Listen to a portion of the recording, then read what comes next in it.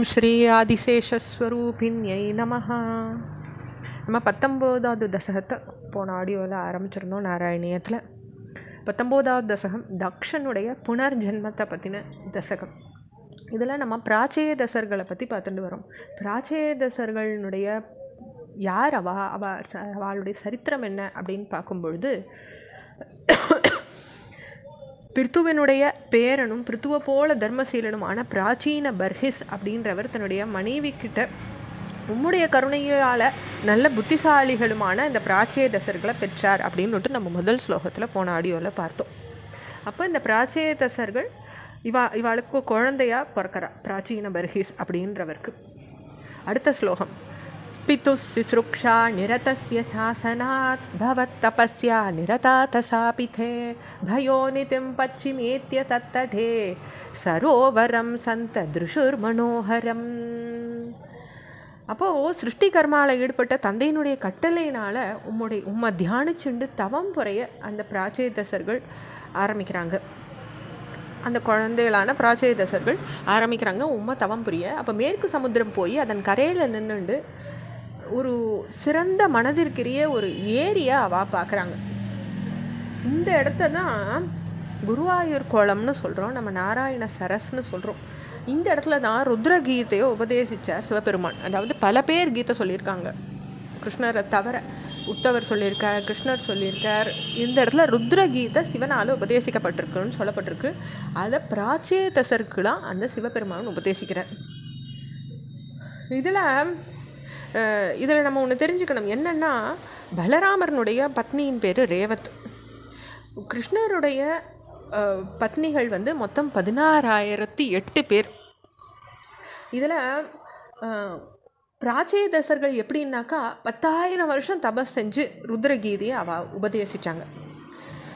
சிவனுக்கு அவள் தபஸ் பண்ணி ருத்ரகீதையை அவள் சொன்னாங்க. இதை நம்ம இன்றைக்கும் மம்மியூர் சிவன்னுட்டு அந்த ருத்ரகீதை சொல்லப்பட்ட இடம் பார்த்தா குருவாயூர் பக்கத்தில் மம்மியூர் சிவன் அழைக்கப்பட்டிருக்கு.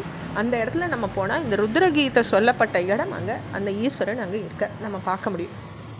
அடுத்த ஸ்லோகம், ததா பவத் தீர்த்தமிதம் சமாகதோ பவோ பவத் சேவக தர்சனாத்ருதஹ பிரகாசமாசாத்ய புரப்ரச்சேதசாம் உபாதி சத்பக்த தமஸ்தவஸ்தவம்.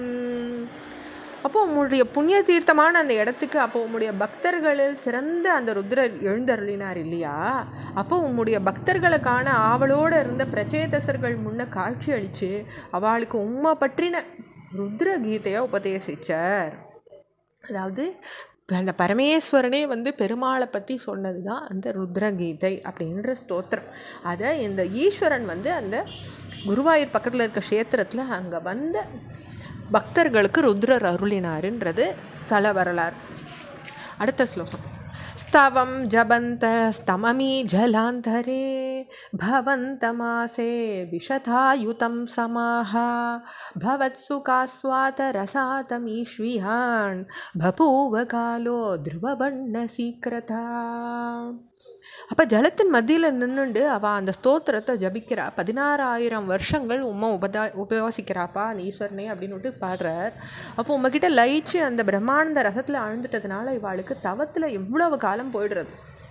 அப்போ துருவன் இடத்துல ஏற்பட்டது போல் தவம் இவாளுக்கு சீக்கிரம் பூர்த்தி ஆகலை. ஏன்னா துருவன் குழந்தைய 5 மாதம் தான் தவம் பண்ணினான், அதுக்கு சுவாமியோட தரிசனம் அவனுக்கு கிடச்சிடுது.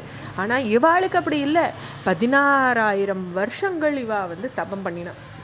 அதுக்கப்புறம் தான் இவாளுக்கு அந்த தரிசனம் கிடச்சிருக்கு. தப்போ பிரேஷாம் அதிமாத்திரவர்த்திபிஹி சயக்ஞஹிம்சா நிரதோபி பாவிதஹ பிதா பிதேஷாம் கர்ஹயாத நாரத பிரதர்ஷிதாத்மா பவதாம் மதாம் யயௌ. அப்போ இவாளால் ரொம்ப அதிகமாக வளர்த்துண்டு செய்யப்பட்ட தவங்களால் யாகங்களால் அழிக்க முற்பட்ட இவாளுடைய மூதாதையான வேணன் புனிதனாக்கப்பட்டிருக்கான். ஏன்னா வேணன் அப்போது ரொம்ப அட்டூழியம் பண்ணினான் இல்லையா?